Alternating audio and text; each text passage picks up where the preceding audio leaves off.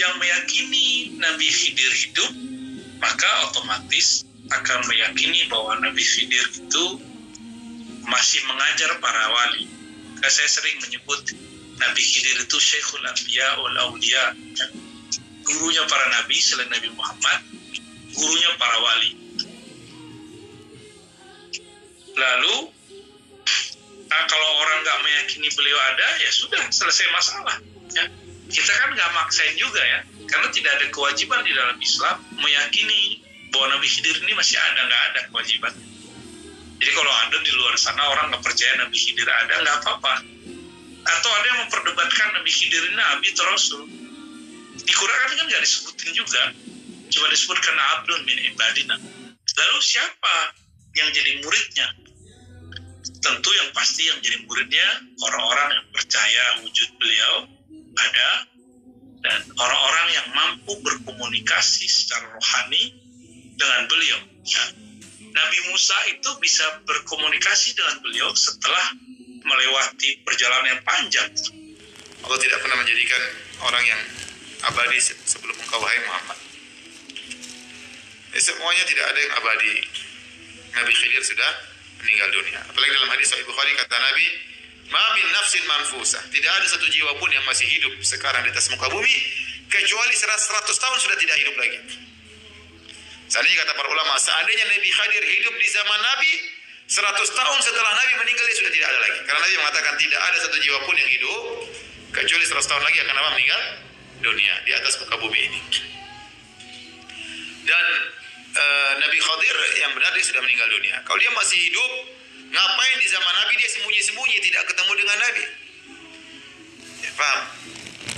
Bahkan padahal Allah telah mengambil janji kepada para nabi, la tansurannahu. Kalian kalau ketemu Nabi Muhammad harus tolong Nabi Muhammad sallallahu alaihi wasallam.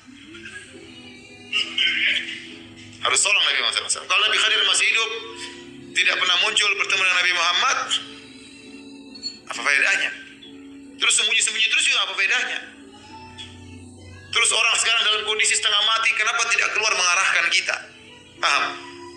Begini loh, harusnya begini, kasih pengajian, kayak nggak ada. Terus sembunyi ngapain?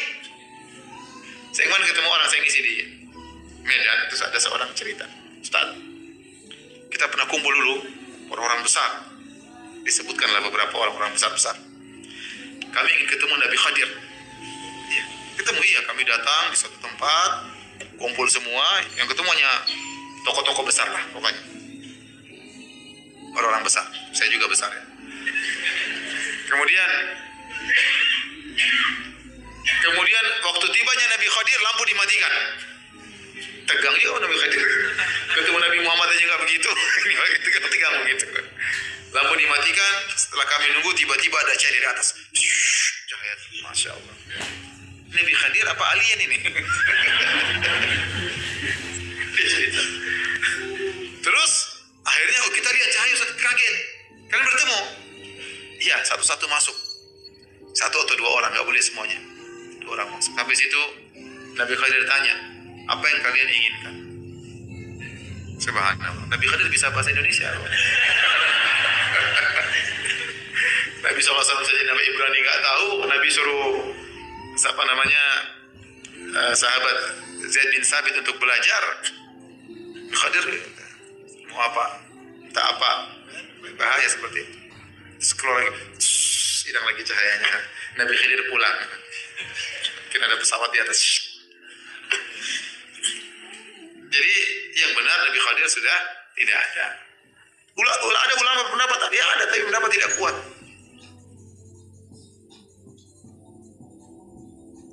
Kenapa tidak kuat?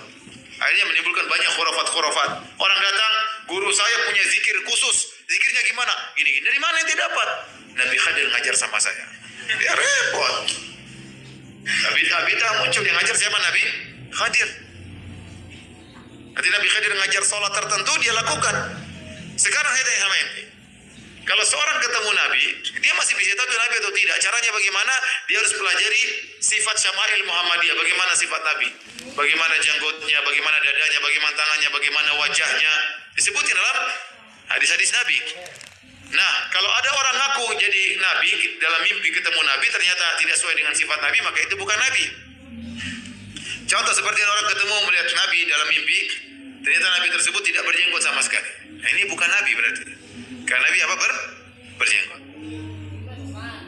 Sekarang Nabi Khadir mana sifat-sifatnya? Ente tahu nggak, bisa pastikan ente ketemu Nabi Khadir? Jangan-jangan orang Majnun